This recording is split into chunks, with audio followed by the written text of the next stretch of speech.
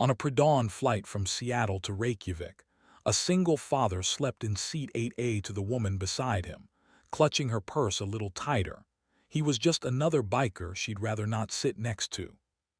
The leather jacket, the tattoos, the Hell's Angels ring, she'd made her judgment before he even sat down. Then the captain's voice cut through the cabin, sharp and desperate. If there are any current or former professional pilots on board, civilian or military, identify yourself to a flight attendant immediately. The cabin went silent. Passengers looked at each other, confused, afraid. The woman in 8B gripped her armrest.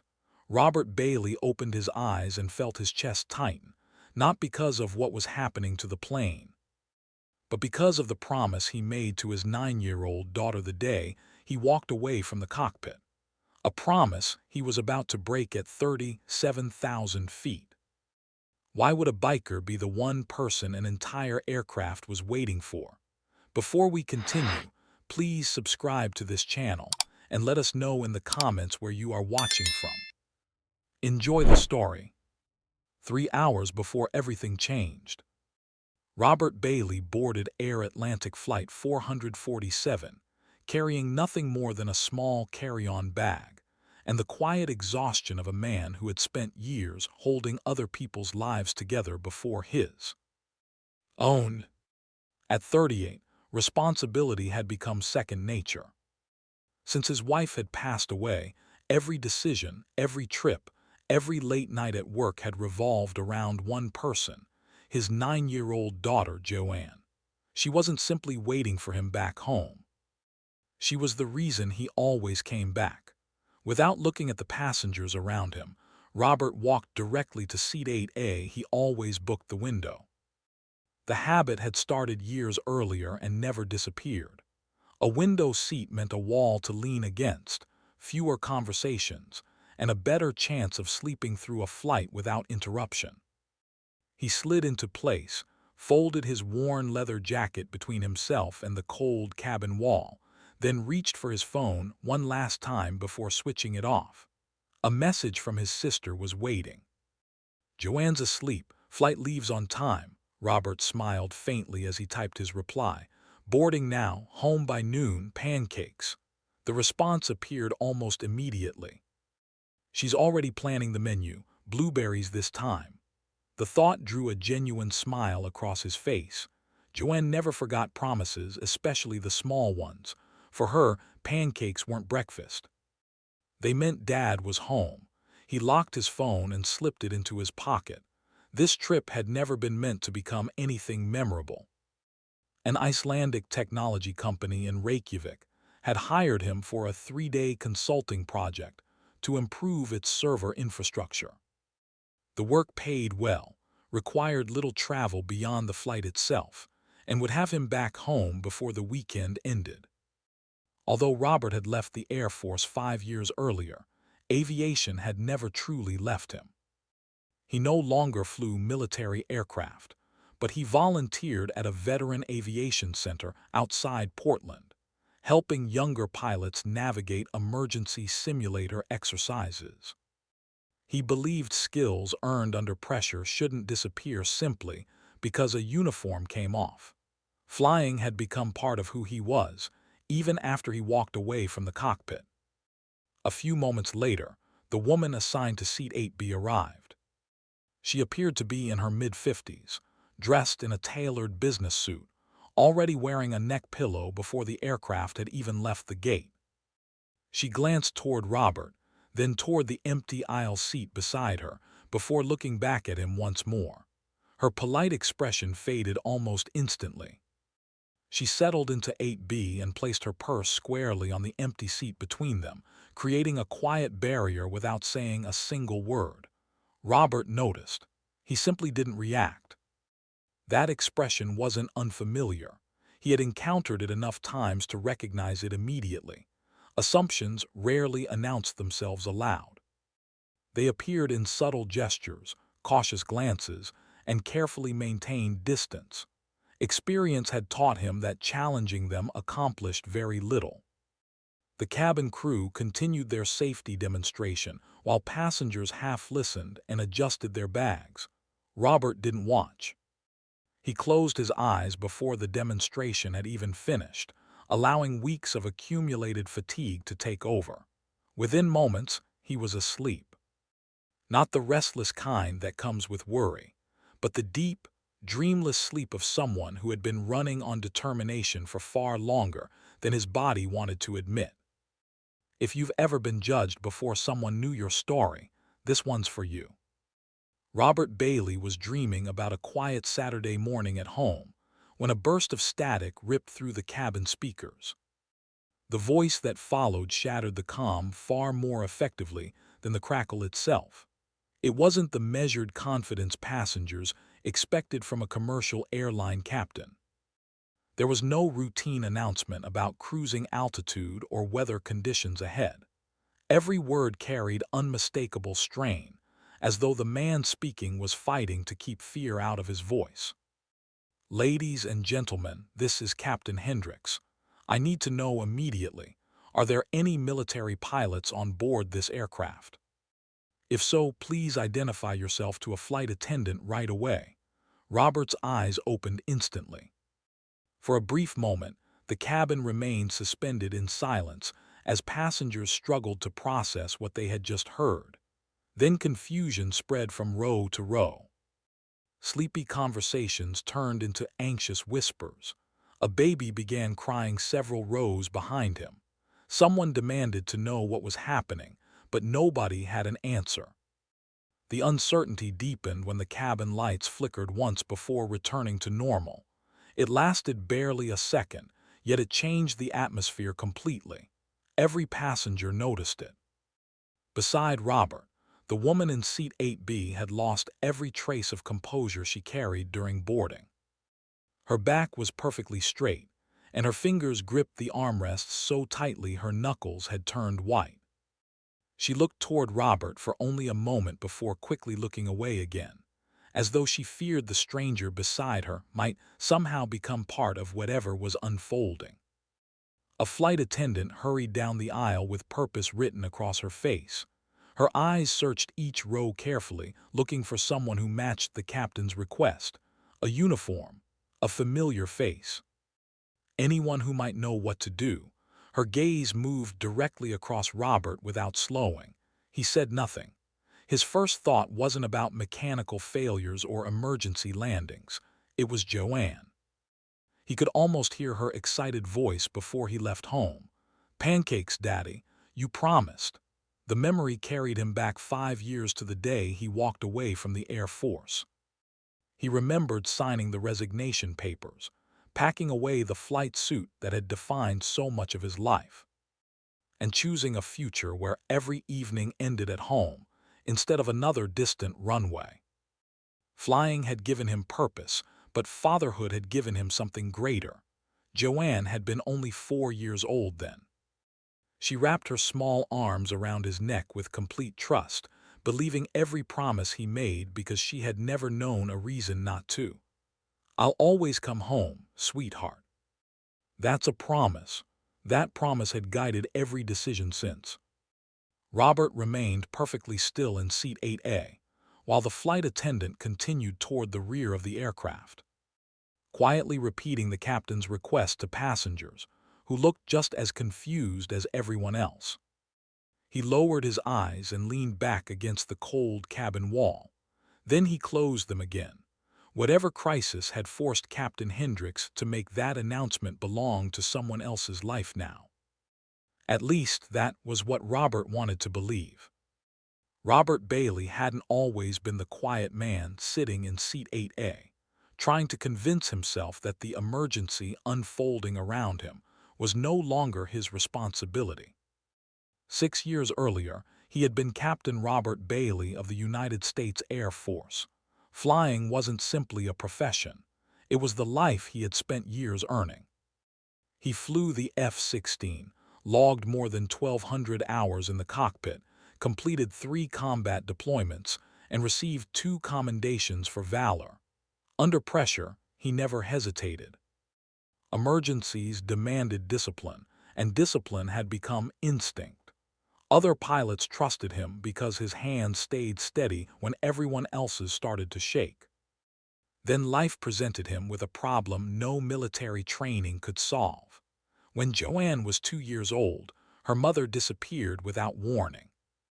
Robert returned from a training exercise expecting an ordinary evening and instead found his daughter in his sister's care. On the kitchen table rested a handwritten note. "I can't do this anymore." Her clothes were gone. There was no explanation, no forwarding address, and no promise to return. Joanne kept asking when her mother was coming home. Robert never found an answer that made sense. Only 6 months later, duty called him overseas. His daughter stayed with family while he flew combat missions thousands of miles away. Life continued without him. He watched it unfold through photographs and short emails. Joanne's first day of preschool, her first missing tooth, birthday cakes he couldn't help decorate, bedtime stories someone else read. Every milestone reminded him what service was costing. When that deployment finally ended, he rushed home expecting everything to feel normal again. Instead, Joanne looked at him with uncertain eyes and quietly asked his sister, "Who are you?" The question lasted only a moment. Its impact never left him. That was the day Robert understood a painful truth. A father couldn't spend his daughter's childhood arriving home as a visitor. He couldn't protect her future while becoming a stranger in her memories. He submitted his separation papers and walked away from the only career he had ever imagined for himself. Leaving the Air Force meant losing more than a job. It meant leaving behind the structure, purpose, and brotherhood that had shaped his adult life. For a time, he wondered whether he would ever find that sense of belonging again. Eventually, he did. He found a Hells Angels chapter outside Portland, whose older members lived far differently than public perception suggested. Robert never believed every chapter carried the same values. Some earned the reputation people feared. This one had earned something different. These men organized charity rides for veterans, helped struggling families, protected victims escaping abusive relationships, and stood beside people who had nowhere else to turn. They believed loyalty meant showing up first and asking questions later. Robert recognized that mindset immediately because he had lived it before. He became part of that brotherhood, using the discipline the Air Force had given him to help people who often slipped through the cracks. Sometimes the law solved a problem. Sometimes protecting innocent people required persistence the legal system couldn't always provide. Robert believed in exhausting lawful options first, but he also believed abandoning vulnerable people simply because the process was difficult wasn't protection at all. He traded fighter jets for a Harley-Davidson. Flight suits gave way to leather. The mission changed, but the instinct to protect never disappeared. The difference was that every night, no matter how long the ride or how demanding the day became, he returned home. He looked Joanne in the eyes and kept the promise he had made when he left the military. "I'll always come home, sweetheart." For 5 years, he never broke those words. Now, seated 37,000 feet above the dark North Atlantic, with Captain Hendricks still searching for a military pilot somewhere inside the aircraft, Robert found himself facing the first moment that promise and the man he used to be were pulling him in opposite directions. If you believe people can change their lives for the ones they love, hit that like button. Robert's about to prove that who you were never really leaves you. Robert kept his eyes closed. The flight attendant's voice moved steadily through the cabin, growing more urgent with every row she searched. She wasn't making a general announcement anymore. She was speaking directly to passengers, asking the same question again and again. Did anyone have a professional flight experience, military or civilian? Did anyone know how to fly? The whispers around Robert grew louder. People weren't asking whether something was wrong anymore. They knew something was. Why would they need another pilot? Where's the captain? What's happening up there? Robert remained still. Every instinct told him to stay in his seat. 5 years earlier, he had chosen a different life. He had promised Joanne that flying military aircraft was behind him. Standing up now meant reopening a door he had deliberately closed. Then another voice cut through the cabin. "You." Robert opened his eyes. 3 rows behind him stood an older man in his late 60s. His silver hair was clipped short, and his posture carried the unmistakable discipline of someone who had spent a lifetime in uniform. He wasn't guessing. He was observing. The man looked directly at Robert. "I noticed something when the captain made that announcement," he said, calm enough for those nearby to hear. Everyone else looked confused. "You looked toward the cockpit first. Then you checked the overhead panel instead of the windows." Robert said nothing. "That's what pilots do. They instinctively start assessing systems before anything else." The surrounding conversations faded as nearby passengers turned toward them. The older man continued. "When the captain made that call, your breathing changed. Your posture changed. You understood what it meant before the rest of us did. So I'll ask once and I need a straight answer." He held Robert's gaze. "Have you flown professionally?" For a long moment, Robert considered saying no. Not because it was true, but because admitting the truth meant accepting responsibility. Once those words left his mouth, he couldn't take them back. Beside him, the woman in seat 8B stared openly.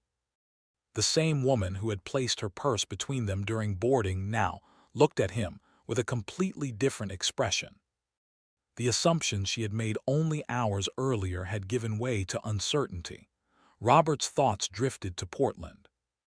Joanne would still be asleep, hugging the stuffed bear she refused to travel without. Before leaving home, he had promised they would make blueberry pancakes together when he returned. Promises mattered in their house, especially that one. He drew a slow breath. "I was Air Force," he answered quietly, "but I'm not anymore." The older man nodded. "How long have you been out?" 5 years. "What did you fly?" Robert hesitated. There was no pride in his answer, only reluctant honesty. "F-16s. A ripple passed through the nearby rows. People exchanged startled looks. Even those who knew nothing about military aviation understood enough to recognize the significance of that aircraft. The woman in seat 8B lowered her eyes for a moment, as if silently reconsidering every judgment she had made since boarding. The older man gave one firm nod. "Then get up." Robert didn't move. "I don't fly anymore," he replied. "I haven't been in a real cockpit since I left the Air Force. I consult in cybersecurity now, and I volunteer at a veterans aviation center, helping instructors run emergency simulator scenarios." "That's not the same thing." "I know it isn't," the older man answered. "But that captain wouldn't ask for a military pilot unless every other option had already failed." His voice remained steady. "But it's softened enough to sound less like an order and more like an appeal. I don't know what's happening beyond that cockpit door. Maybe you can help, maybe you can't. What I do know is you're the only person who's admitted to having combat flight training. Right now that makes you the best chance anyone on this airplane has." He paused. "So I'm asking you, please get up." Robert looked toward the window. The darkness outside reflected his own face back at him. The leather jacket, the tattoos that marked the life he had built after the military. A life intentionally designed to keep him far away from moments exactly like this. Then he looked around the cabin. A mother held a sleeping toddler against her shoulder. A businessman clutched his phone despite having no signal, as though simply holding it connected him to home. A teenage girl fought back tears while pretending not to be afraid. 247 lives had suddenly become impossible to ignore. Slowly, Robert stood. A quiet gasp escaped the woman in seat 8B. The older man stepped into the aisle to give him room. "What's your name, son?" "Robert Bailey." The man extended his hand. Sergeant Major John Topper, United States Army, retired. Robert shook it. Thank you. Before Robert could respond, the flight attendant reached them, relief washing across her face the instant she realized someone had answered the captain's call. You're a pilot. I was. She gave a quick nod. That's enough. Please come with me. Robert followed her toward the front of the aircraft. With every step, two versions of himself collided. One was already working through possibilities, recalling emergency procedures, cockpit checklists, aircraft systems, and decision-making under pressure. Years of training had not disappeared. They surfaced instinctively, each memory returning with surprising clarity. The other saw only Joanne. He heard her laughing over blueberry pancakes. He heard the promise he had repeated for 5 years. I'll always come home. The flight attendant stopped at the reinforced cockpit door and gave a precise sequence of knocks, 3 quick taps. A brief pause, then 2 more. A lock disengaged from the other side. The door swung open. Robert crossed the threshold. The moment he looked inside, he understood that the situation was far worse than anyone in the cabin realized. Comment, stand up if you think Robert made the right choice. Because what waited inside that cockpit was worse than anyone imagined.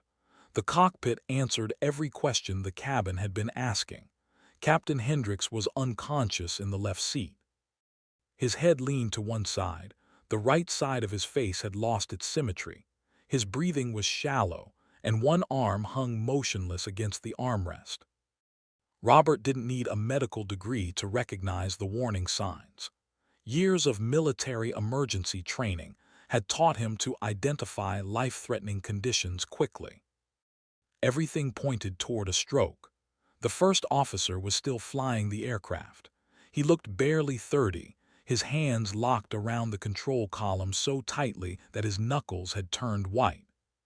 Sweat darkened his uniform despite the cool air circulating through the cockpit. The moment he saw Robert enter, hope and desperation collided across his face. Please tell me you're a pilot. I was, Robert answered. Air Force, flew F-16s. The young officer let out a shaky breath. I'm First Officer Jeremy Bruce. His composure broke just enough for the strain to become obvious. We've lost both hydraulic systems. The aircraft is responding, but barely. Captain Hendricks was working the emergency checklist when he collapsed. I've been trying to keep us stable ever since. Robert didn't interrupt. Years earlier, instructors had taught him that panic spreads faster than fire inside a cockpit. The first responsibility wasn't touching the controls. It was slowing the conversation. How long ago did the hydraulic failure begin? About 10 minutes, maybe a little more. You've kept the airplane under control since then, Jeremy nodded. Barely. You've done exactly what you needed to do. While Jeremy continued flying, Robert studied the instrument panel. Warning lights covered nearly every section. Hydraulic pressure indications had dropped to unusable levels. Caution messages continued demanding attention, and maintaining stable flight clearly required constant effort. The aircraft wasn't out of the sky, but it was no longer operating normally. How's our fuel? Enough to reach Reykjavik with reserve. What's the closest runway equipped for a full emergency response? Keflavik. Robert gave a single nod. The answer made sense. It offered the runway length, rescue equipment, and emergency crews they would need if the landing became uncontrollable. Distance, 82 miles. Robert performed the calculation almost instinctively, close enough to attempt, far enough that every decision mattered. Before discussing anything else, he checked Captain Hendricks's pulse. It was weak but steady. The captain needed immediate medical care, but leaving him slumped over the flight controls created another risk if he regained consciousness without understanding the situation. We need to move him. Jeremy kept flying while Robert carefully released the captain's restraints. Working together, they transferred him into the cockpit jump seat behind them and secured the harness. Hendricks never opened his eyes. Only then did Robert lower himself into the captain's seat. Everything felt unfamiliar. The cockpit layout differed completely from the fighter aircraft he had spent years flying. The control column was larger, heavier, and designed for an entirely different type of aircraft. His military experience gave him discipline under pressure, not automatic mastery of a commercial airliner. He rested one hand lightly on the controls while Jeremy continued flying. The resistance confirmed exactly what Jeremy had described. Without hydraulic assistance, every control input demanded far greater effort than normal. The aircraft still responded, but slowly, forcing the crew to think well ahead of every movement instead of reacting at the last second. Robert looked across at Jeremy. "I need you to declare a mayday. Tell Keflavik we've suffered a catastrophic hydraulic failure. Tell them Captain Hendricks is incapacitated. We're requesting priority handling, full emergency response, and every available rescue unit standing by." Jeremy transmitted the call. The reply came back almost immediately, calm, precise, and professional. Keflavik acknowledged the emergency, cleared their approach, confirmed that emergency crews were already deploying, and advised that the runway would remain available exclusively for Flight 447. The professionalism on the radio steadied the cockpit. Robert finally looked back at Jeremy. "You ever trained for this?" Jeremy managed a nervous smile. "In the simulator," Robert gave the smallest nod. "Good." His voice remained calm, even though he understood exactly how much depended on the next few minutes. "Then let's make the simulator proud.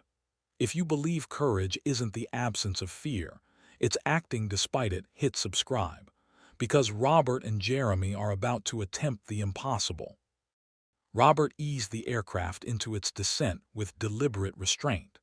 There was no autopilot managing the workload, and no automated flight guidance smoothing out every correction. The airplane now depended entirely on human hands and disciplined decision-making. Jeremy kept both hands on the control column, while Robert monitored every instrument, calling out small adjustments before the aircraft could drift too far from a stable path. The descent rate began to increase, 800 feet per minute, 1,000, then higher. "Ease the nose up," Robert said calmly. Jeremy responded with a measured pull. The aircraft answered slowly, exactly as it had since the hydraulic failure. A few long seconds passed before the descent settled back toward a safer rate. "Better," Robert said. "Don't chase the instruments. Make one correction, then wait for the airplane to respond." Jeremy nodded, forcing himself to slow down. That advice wasn't unique to fighter aircraft or airliners. It applied to any airplane that refused to react immediately. Robert's attention shifted to the engines. "The flight controls aren't giving us what they normally should," he said. "If they continue degrading, we may have to rely more heavily on engine thrust to help control the airplane." Jeremy looked across. "You mean differential thrust?" Robert nodded. "If we need extra help turning, changing power between the engines can assist the aircraft's response. It's not precise, and it's slower than normal control inputs, but it's a technique worth having if the controls become even less effective." Jeremy absorbed the explanation without arguing. Neither man believed it was an ideal solution. They simply understood it might become the only one available. Robert continued planning several miles ahead of the airplane. Their approach had to remain stable from the beginning.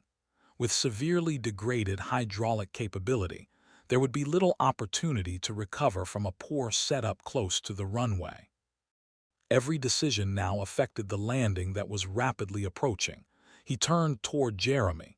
"You keep flying the aircraft. I'll stay ahead of the situation, monitor systems, handle radios when needed, and back you up.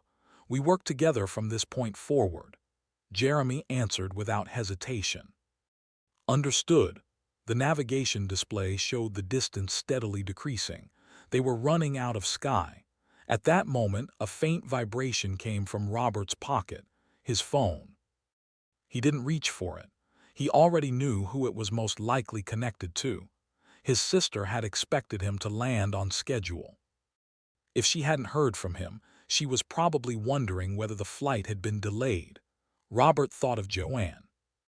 Somewhere back in Portland, she was still asleep, believing that when she woke, her father would be one flight closer to keeping his promise. Blueberry pancakes, just like he had told her. Another warning illuminated across the instrument panel. Jeremy checked the system page.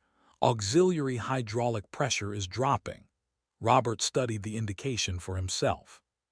The remaining assistance available to the controls was continuing to deteriorate. Exactly how quickly it would disappear was impossible to predict. Can you estimate how long? Jeremy shook his head. It could hold a few more minutes. It could fail much sooner. Robert accepted the uncertainty without wasting time wishing for better news. Then we prepare for the worst while we still have options. He picked up the intercom microphone. Cabin crew, this is the cockpit. His voice remained even. We'll be making an emergency landing shortly. Begin full cabin preparation. Secure the cabin and be ready to place passengers in the brace position when instructed.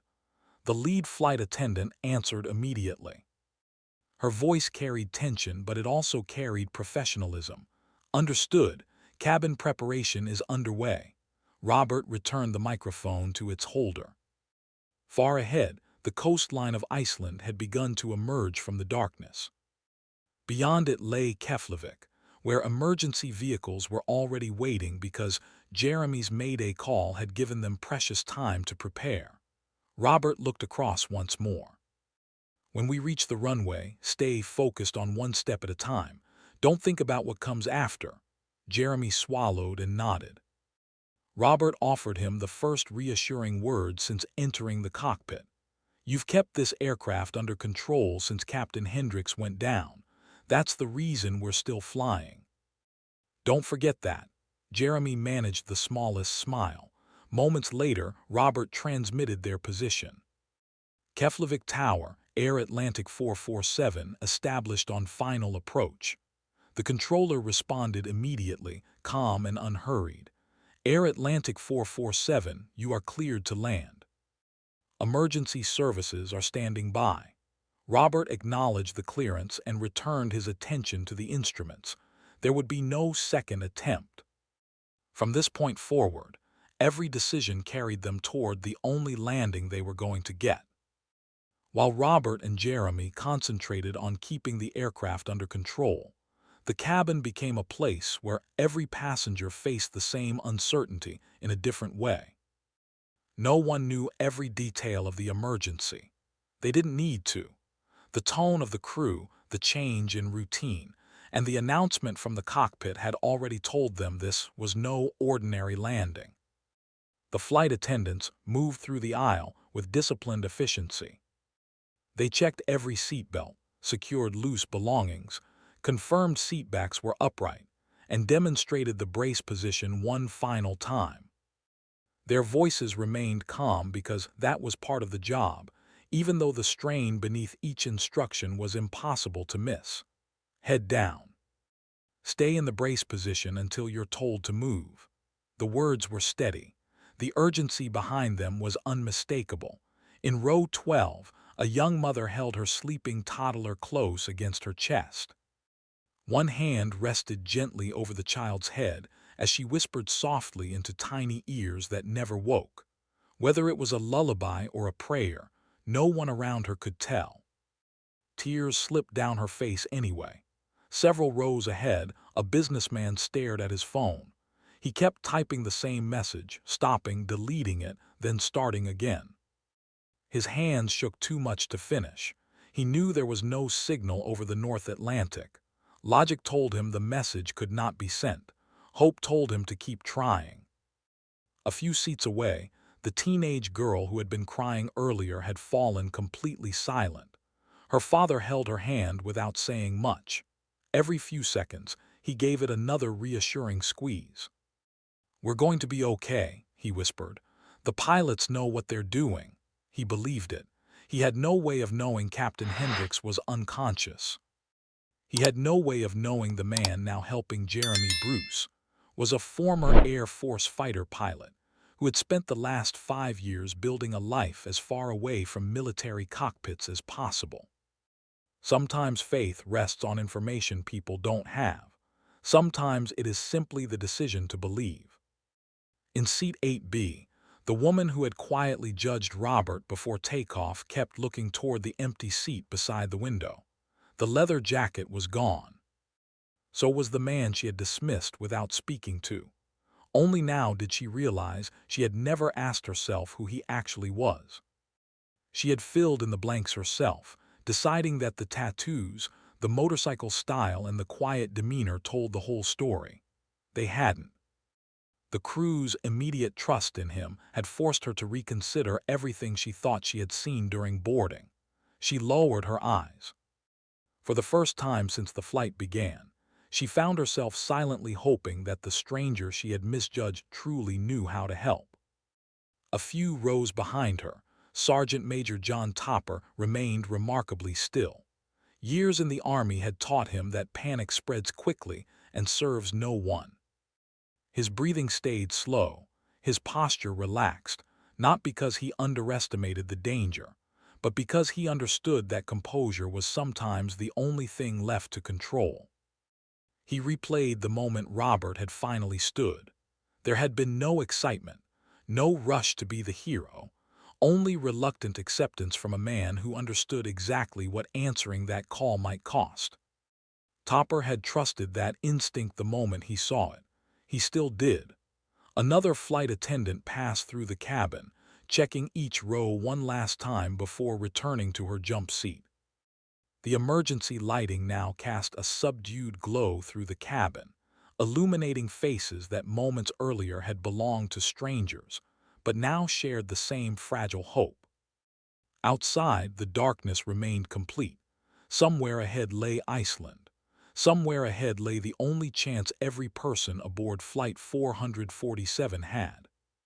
If you're watching this and thinking about the people you'd fight to get home to, drop a comment with their name. Because that's exactly what was driving Robert Bailey in that cockpit, a 9-year-old girl who believed her father always kept his promises. The distance to the runway disappeared faster than either man wanted. Keflavik was no longer a point on a navigation display. It filled the windshield, its runway lights cutting through the darkness with absolute clarity. Along both sides of the runway, emergency vehicles stood ready with flashing lights already reflecting across the pavement. Fire crews, medical teams, and rescue personnel had taken their positions long before Flight 447 arrived. They weren't preparing for a routine landing. They were preparing for every possible outcome. Robert looked across at Jeremy. "I'm taking the controls." Jeremy answered immediately, just as they had practiced throughout the descent. "You have the controls." "I have the controls." The exchange was automatic. Clear communication mattered more than ever now. Robert had spent the descent studying the aircraft's sluggish responses, while Jeremy flew it. With the runway directly ahead, they both agreed one set of hands needed complete responsibility for the final moments. Jeremy shifted his attention to the engines and instruments. Robert wrapped both hands around the control column. The resistance was immediate. Every movement required steady force, and every response arrived a moment later than expected. Descent rate, about 1,200 feet per minute. Too much. Adding thrust. Jeremy advanced both throttles in small, deliberate increments. The engines answered with a rising growl that vibrated through the airframe. Several long seconds passed before the aircraft responded. "Rates coming back." Robert gave a short nod without taking his eyes off the runway. Airspeed, just over 200 knots, higher than anyone wanted. Without normal hydraulic assistance, slowing the airplane carried its own risks.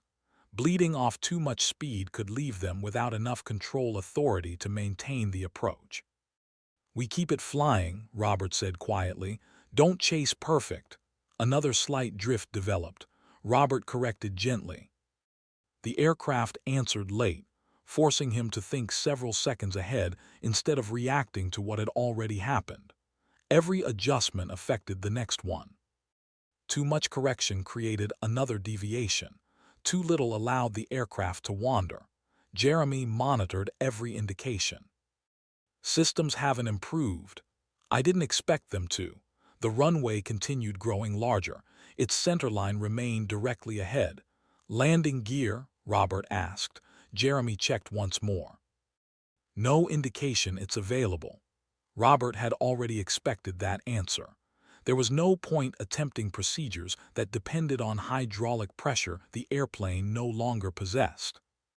Their focus remained on keeping the aircraft controllable until it reached the runway itself. "Then we stay with what we've got." Jeremy acknowledged the instruction and returned his attention to engine settings. The final approach compressed every second into a series of deliberate decisions. Neither man wasted words. Neither man allowed panic into the cockpit. Robert's arms had begun to tire from the constant pressure required to hold the aircraft where he wanted it. Years away from flying had changed many things, but discipline under stress remained exactly where he had left it. Outside, the runway markings became distinct. The aiming point, the center line. The waiting emergency cruise. For the first time since entering the cockpit, Robert allowed one thought from home to enter his mind. Joanne. He remembered her laughing when he pretended to toss a pancake too high. He remembered the tiny hand that always reached for his before crossing a street. Most of all, he remembered the promise that had guided every decision of the last 5 years. "I'll always come home." The memory didn't distract him. It reminded him exactly why he had refused to give up.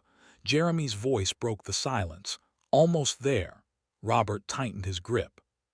He eased back on the control column with slow, continuous pressure, asking the aircraft for one final response. The nose rose.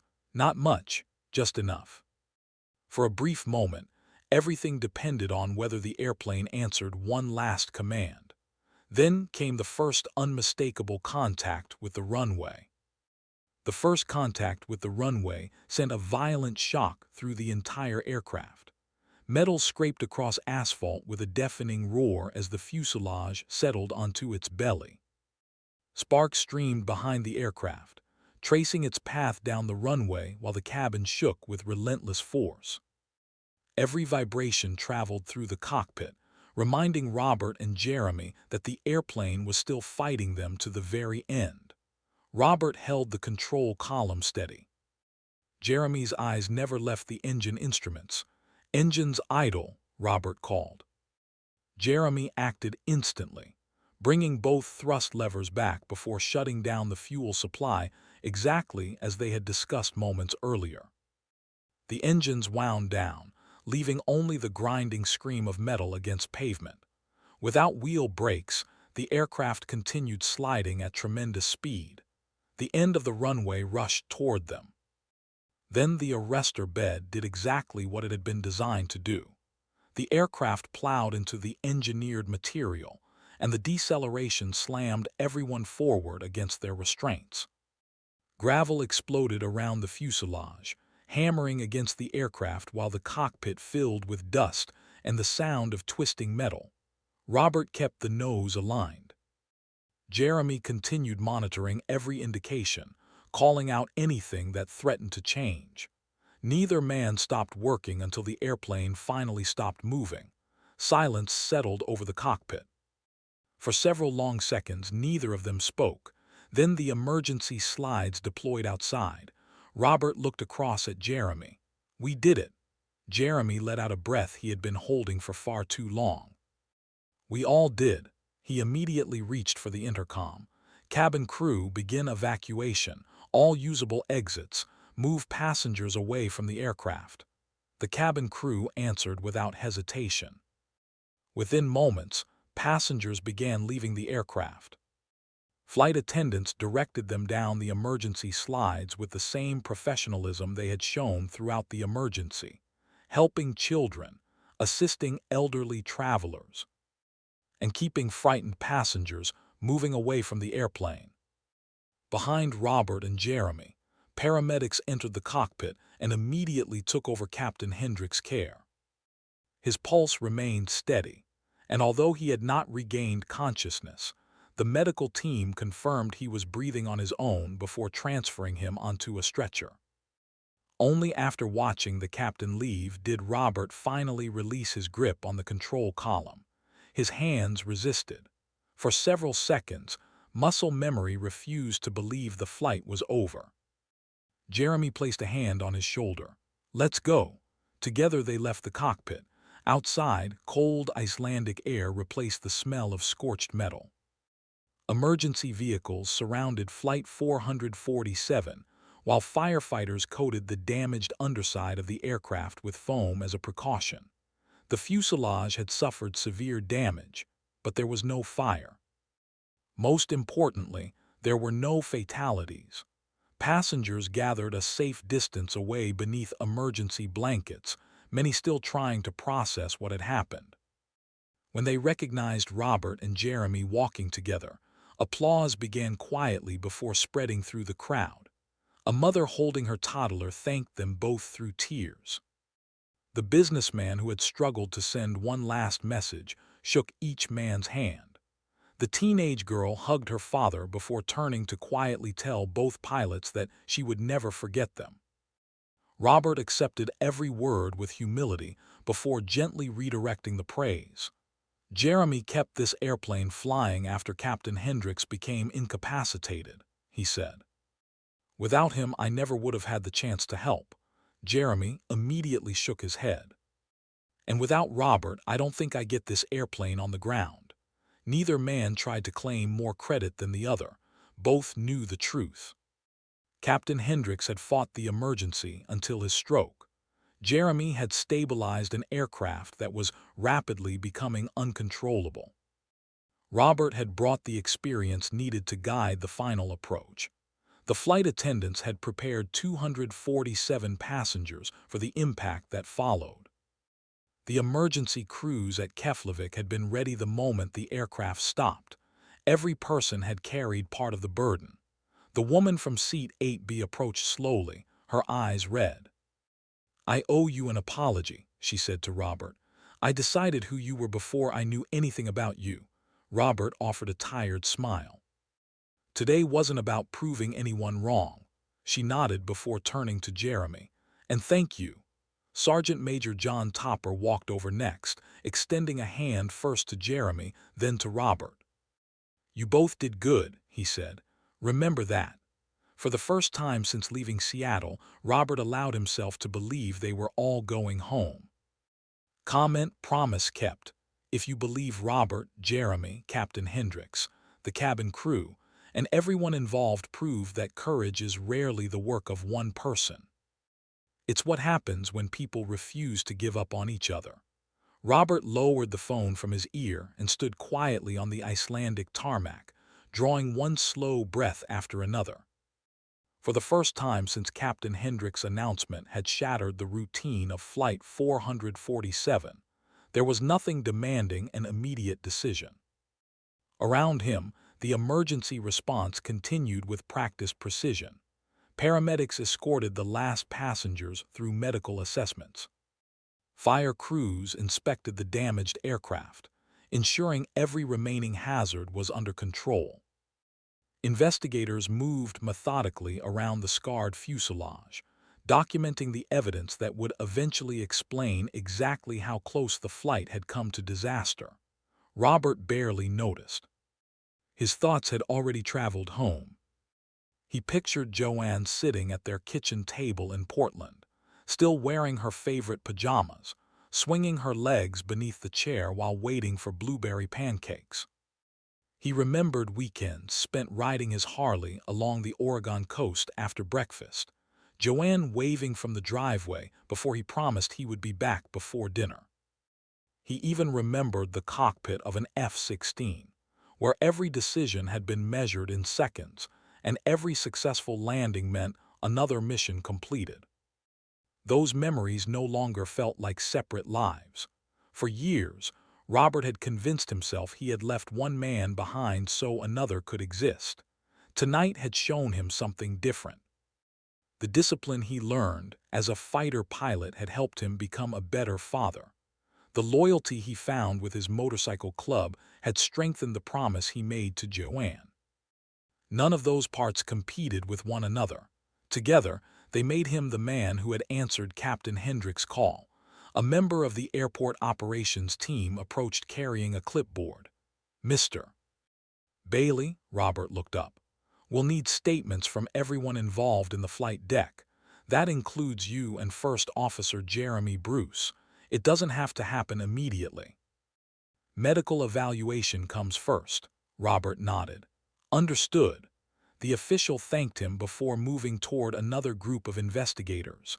Nearby, buses began carrying passengers toward the terminal. Robert watched familiar faces board one by one. The young mother holding her toddler, the businessman who had never managed to send his message, the teenage girl walking beside her father. Every one of them was alive because an entire crew had refused to give up. Jeremy joined him a moment later, looking exhausted but standing a little straighter than before. "They want us both checked over." "They're right." For a while neither man spoke. Finally, Jeremy broke the silence. "When Captain Hendricks collapsed, I thought I'd lost the airplane." Robert looked at him. "You didn't." I hesitated. "You recovered." Jeremy stared toward the damaged aircraft. "I keep replaying it, seeing him collapse, wondering if I missed something." Robert understood that feeling better than he wished he did. Military service had taught him that surviving an emergency didn't end it. Sometimes the hardest part began afterward. "It stays with you," Robert said quietly. "Not because you failed. Because you care." Jeremy nodded. "The airline will require counseling after this." "I'd go even if they didn't." A faint smile crossed Jeremy's face. "I think I will." He extended his hand. Robert shook it firmly. "You kept flying when most people would have frozen," Robert said. "You trusted your training, you trusted your crew. That's why everyone's walking away today." Jeremy answered with equal sincerity. "And I trusted the right person when Captain Hendricks asked for help." Robert shook his head. "We trusted each other." Neither man argued after that. They both knew it was the truth. As the morning sun climbed higher over Iceland, its light fell across the battered aircraft resting at the end of the runway. The airplane would never fly again. Its crew would never forget it. But 247 passengers, Captain Hendricks, Robert Bailey, Jeremy Bruce, and every member of the cabin crew were alive to watch the new day begin. For all of them, that was enough. The story spread across the world before Flight 447's passengers had even reached home. News outlets repeated the same remarkable facts. A former Air Force fighter pilot had answered a desperate call for help. A first officer had kept control of a crippled airliner after his captain became incapacitated. A cabin crew had prepared hundreds of frightened passengers for an impact few believed they would survive. The headlines often focused on Robert Bailey. Robert spent most of the following week correcting them. Every interview ended the same way. "I wasn't alone. First Officer Jeremy Bruce flew that airplane with me. Captain Hendricks fought the emergency until he couldn't. The flight attendants kept everyone calm. We all brought that airplane home together." It never became a speech. It was simply the truth. By the afternoon after the accident, Robert was on a transport flight back to Seattle wearing borrowed clothes. His carry-on and leather jacket still somewhere inside the damaged aircraft, awaiting investigators. At the arrivals terminal, Joanne spotted him before anyone else. She ran. Robert knelt just in time to catch her as she threw herself into his arms. For a long moment, neither of them said anything. She simply held on to him with every bit of strength a 9-year-old could manage. Finally, she leaned back and examined his face. "You really came home. I told you I would." She nodded, satisfied. "I knew you would." His sister hugged him next, relief replacing days of fear. The drive back to Portland felt wonderfully ordinary. Joanne talked nonstop about school, her friends, and the volcano project her class had started. Robert listened to every word. Ordinary suddenly felt like the greatest reward imaginable. A few days later, the letters began arriving. The first came from the businessman who had been trying to send a final message before landing. Inside was a photograph of him walking his daughter down the aisle at her wedding. The note explained that he had almost missed the chance forever. Instead, he had danced with her, laughed with his family, and watched the beginning of a new chapter in her life. He ended with a single sentence. "Thank you for giving me another tomorrow." Robert quietly placed the photograph back inside the envelope. More letters followed. The teenage girl wrote that she still wanted to fly and no longer intended to let fear decide her future. A grandmother enclosed a picture of the grandchild she had reached safely to meet. Several members of the cabin crew wrote together, thanking both Robert and Jeremy for the trust they shared inside the cockpit during the worst moments of the flight. Jeremy's letter arrived a few weeks later. He wrote that counseling was helping. Captain Hendricks was recovering steadily. The airline's investigation had already shown how every member of the crew had contributed to saving the flight. Jeremy thanked Robert for bringing experience when it mattered most. Robert smiled before writing back the same evening. "You already had everything you needed. You just didn't have to face it alone." Even the woman from seat 8B sent a handwritten note.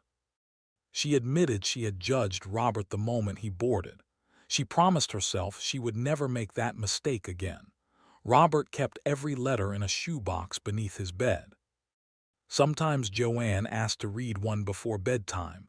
When she finished, she always reached the same conclusion. "You're a hero," Robert would smile. "So is Jeremy. So is Captain Hendricks. And the flight attendants," she added. Robert laughed softly. "Exactly." Life gradually settled back into its familiar rhythm. He returned to cybersecurity work during the week. He volunteered again at the Veterans Aviation Center, helping instructors run emergency flight simulators. He rode with his Hell's Angels chapter when veterans or vulnerable families needed protection. He had spent years trying to leave parts of himself behind. Now he understood something different. His past had never been the enemy. It had simply prepared him for the day complete strangers needed him to say yes. If you believe one decision can change hundreds of lives, subscribe for more true stories about ordinary people who rise to extraordinary moments when others need them most. 6 months after Flight 447, life had settled into a rhythm Robert Bailey once feared he might never experience again. On a clear Saturday morning outside Portland, he and Joanne drove to the small airfield where he still volunteered with the Veterans Aviation Center. Breakfast had come first, just as promised months earlier, blueberry pancakes with extra blueberries. Some promises deserved to become traditions. Father and daughter sat together on the hood of his pickup truck, watching student pilots practice takeoffs and landings. Small training aircraft climbed steadily into the morning sky, while instructors monitored every movement from the ground. Neither of them felt any need to fill the silence. Joanne rested comfortably against his shoulder. A passing instructor recognized Robert and waved. Robert smiled and returned the gesture. Word of Flight 447 had reached nearly every pilot in the region, but the attention had faded into quiet respect. Around the airfield, people knew him less for the headlines and more for the hours. He spent helping veterans prepare for emergency scenarios and encouraging new pilots to respect every checklist they touched. Joanne finally broke the silence. "Do you miss flying?" Robert watched another training aircraft lift smoothly into the air before answering. "Sometimes." You could do it again. He looked at her. I thought you want me to stay on the ground. She shook her head. I wanted you to come home. Her answer caught him completely off guard. You did, she pointed toward him as though stating the obvious. You came home from Iceland, that's what matters. Robert smiled. I guess it is, she grinned. So if you ever fly again, just keep coming home. The simplicity of her answer carried more wisdom than most adults managed in a lifetime. For years, Robert had believed his promise meant never putting himself in danger again. Now he understood it differently. Life offered no guarantees. Keeping a promise was never about avoiding every risk. It was about choosing, every single day, to return to the people waiting for you whenever that choice remained in your hands. That realization quietly changed the direction of his life. He continued his cybersecurity work, but he also accepted a part-time position teaching introductory aviation classes at a local community college. Watching students discover the principles of flight reminded him why he had fallen in love with aviation in the first place. He expanded his volunteer work with veterans transitioning into civilian careers, helping former military pilots understand that leaving the cockpit did not erase the discipline, judgment, or purpose they had built through years of service. His Hell's Angels chapter remained part of his life as well. Together, they continued supporting veterans, protecting abuse victims, and helping struggling families throughout their community. The motorcycle still represented loyalty and service, not escape. Every evening, no matter where the day had taken him, Robert drove home. Homework waited at the kitchen table. Stories waited before bedtime. Blueberry pancakes still appeared more often than either of them would admit. As another airplane disappeared toward the Oregon mountains, Joanne looked up at him. Daddy, yeah, I'm proud of you. Robert slipped an arm around her shoulders. I'm proud of you too. The words settled between them with effortless certainty. 6 months earlier, Robert Bailey had believed he needed to choose between the man he had been and the father he wanted to become. Now he knew they had never been enemies. The fighter pilot had given him courage. The father had given him purpose. The teacher gave that experience to others. And every road he traveled, whether on wings, on 2 wheels, or simply driving home, led back to the same place. Home wasn't where Robert escaped his past. Home was where every part of his life finally belonged. Robert Bailey never set out to become a hero. He boarded Flight 447, expecting to sleep through a long journey across the Atlantic. His biggest concern was getting home to his 9-year-old daughter after a routine trip.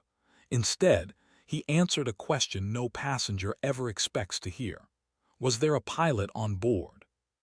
The answer changed hundreds of lives, not because one man performed a miracle, because ordinary people trusted one another when every second mattered. Captain Hendricks fought to keep command of the aircraft, until a devastating stroke left him unable to continue. First Officer Jeremy Bruce kept a crippled airliner under control, coordinated with air traffic control, and accepted help when pride could have cost lives. Robert brought years of military training, calm under impossible pressure, and the willingness to step into responsibility he had hoped never to face again. The cabin crew transformed fear into order, preparing hundreds of passengers for an impact that everyone hoped would never come. Emergency responders at Keflavik Airport stood ready before the aircraft ever reached the runway. Every person carried part of the weight. That is how Flight 447 came home. In the months that followed, Captain Hendricks recovered from his stroke. Doctors ended his flying career, but not his love of aviation. Retirement became another form of service, as he volunteered with young people interested in learning about flight, encouraging them to respect both the privilege and responsibility that came with every takeoff. Jeremy Bruce returned to the cockpit after completing counseling and additional training. Every year, On the anniversary of Flight 447, he and Robert exchanged a brief message. Neither ever wrote about the landing itself. They simply checked that the other was doing well. That mattered more. Sergeant Major John Topper passed away several months later from natural causes. His obituary honored decades of military service and quietly mentioned one final contribution. He had recognized experience when others saw only appearances. His decision to speak to Robert helped place the right person in the cockpit at exactly the right moment. The woman from seat 8B kept the promise she had made to herself. She began volunteering in her own community, later writing that Flight 447 had taught her the danger of judging strangers before learning their stories. Years passed. Joanne grew taller. Her curiosity never faded. She developed a love for science, mathematics, and airplanes, telling anyone who asked that she wanted to help design safer aircraft one day. The scrapbook she kept beside her bed contained newspaper clippings about Flight 447, family photographs, airshow tickets, and pictures from countless Saturday mornings that always began the same way. Blueberry pancakes, extra blueberries. One afternoon, someone asked what her father did for a living. Joanne thought about it for only a second. "He helps people," she answered. "He's really good at it." She never mentioned headlines. She never mentioned television interviews. She never called him a hero. To her, those things were never the point. The real story had always been much simpler. When people needed help, her father stepped forward. When it was over, he came home. And in the end, that was the legacy Flight 447 left behind. Not that one man saved an airplane, but that courage, humility, and trust can turn strangers into a crew into a family, and a single decision into hundreds of futures that otherwise would never have existed. Every life is shaped by moments that arrive without warning. Most pass unnoticed. A few ask something difficult. A very small number ask everything. Robert Bailey never expected to face one of those moments on Flight 447. He boarded as a passenger. He expected to remain one. Instead, a captain lost consciousness. A first officer refused to surrender to panic. A cabin crew prepared hundreds of strangers for the unthinkable. And one former fighter pilot answered a question that changed every life on board. None of them knew how the story would end. They simply chose to do the next right thing. That is how extraordinary outcomes are usually born, not from fearlessness, not from perfection, but from ordinary people accepting extraordinary responsibility. There is another lesson hidden inside this story. It is remarkably easy to decide who someone is before learning anything about them. A leather jacket, military tattoos, a quiet man sitting alone in seat 8A. Some people saw an outlaw. John Topper saw discipline. Captain Hendricks saw a possible chance. Jeremy Bruce saw a partner. And 247 passengers eventually saw the truth. Appearances rarely tell the whole story. Every person you meet carries experiences you cannot see, battles you cannot measure, and strengths that may never reveal themselves unless the moment demands them. Robert spent years believing he had left his old life behind. Flight 447 proved something different. The best parts of our past are not meant to imprison us. They are meant to prepare us. His years in an F-16 taught him to stay calm under pressure. His years as a father taught him why every life mattered. His commitment to serving veterans and protecting vulnerable people reminded him that courage is measured long before a crisis ever begins. When those parts of his life came together, they did not compete. They completed one another. That is why he stood. That is why Jeremy trusted him. That is why Captain Hendricks' crew brought Flight 447 safely to the ground. Perhaps that is the question every story like this leaves behind. Not whether you would land an airplane. Most of us never will. The real question is simpler. When life places responsibility in front of you, will you step toward it or away from it? Will you choose comfort or will you choose courage?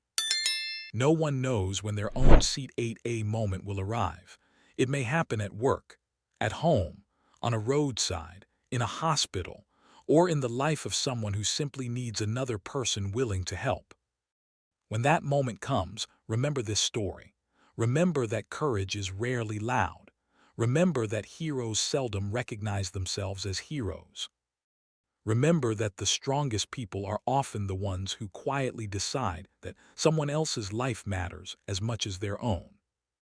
If this story reminded you that ordinary people can accomplish extraordinary things when they refuse to walk away, subscribe for more stories that celebrate courage, service, and the quiet decisions that change lives.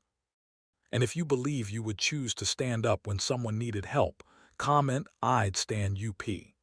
Because somewhere, someone is facing a moment they cannot handle alone. One day, the person who answers that call could be you.